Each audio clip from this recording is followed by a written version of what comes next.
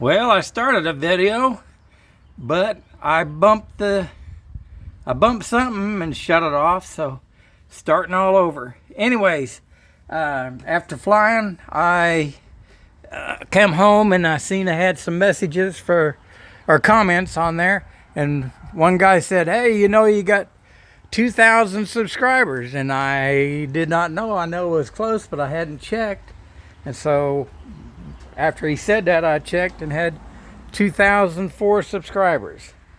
So I thought that's pretty neat. So I got to do a video saying thank you for your support for all my videos and the messaging and all that stuff. But I was surprised when I got 1,000. Now even more surprised was 2,000. And of course, I know looking at the stuff that YouTube sends you about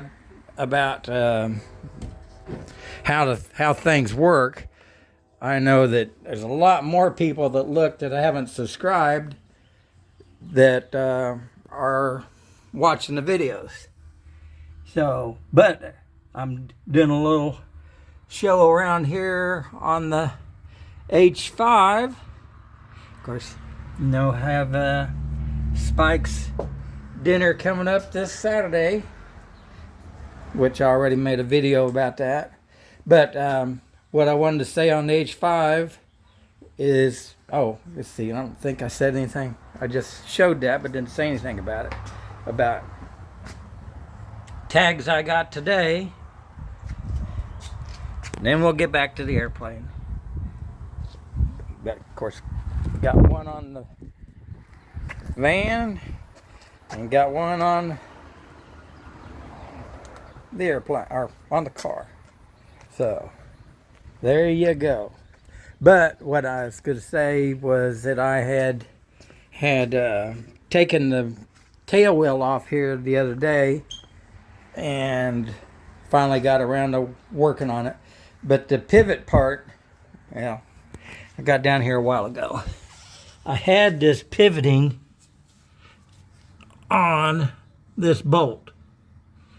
Well, I put this part on my milling machine and ran a 1/2 inch reamer or a 1/2 inch end mill through this tubing to open it up to 1/2 inch, and then put a 1/2 inch piece of chromoly in there and welded it. And then because that of course messes up the ends on that tubing when you weld it in there, I found a reamer to clean up that tubing, and then I machined I'm going to call it a bushing to go inside that tubing that I welded in here. And then I machined a groove in the center of that bushing so that when I put the bushing inside this tubing, you could put grease on it. So that would help grease that. And then I made it about 20 thousandths longer than the tube in here. So when I tighten this bolt up, this will still move because that bushing is longer than the tubing. And so when I tighten this up, that means that bushing is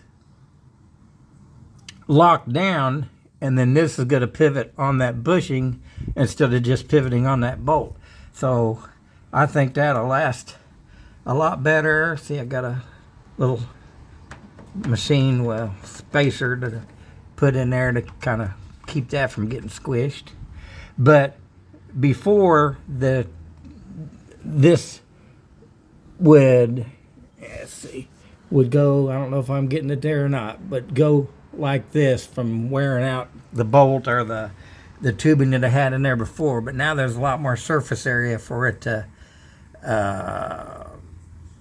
pivot on. So I think that'll work out real good. Well, I pulled this out yesterday to get the lawnmower out so I could mow, and man, it just worked really well. So I'm happy with that. So now I'm going to see if I can get the weed eater going. I cranked on it yesterday and didn't get it. So anyways, thank you so much for 2,000 subscribers. Thank you everybody for watching the videos and the comments and all that. And please subscribe if you haven't, and because I guess that's supposed to help something. And I just praise and thank God for each and every one of you. So there you go, and God bless.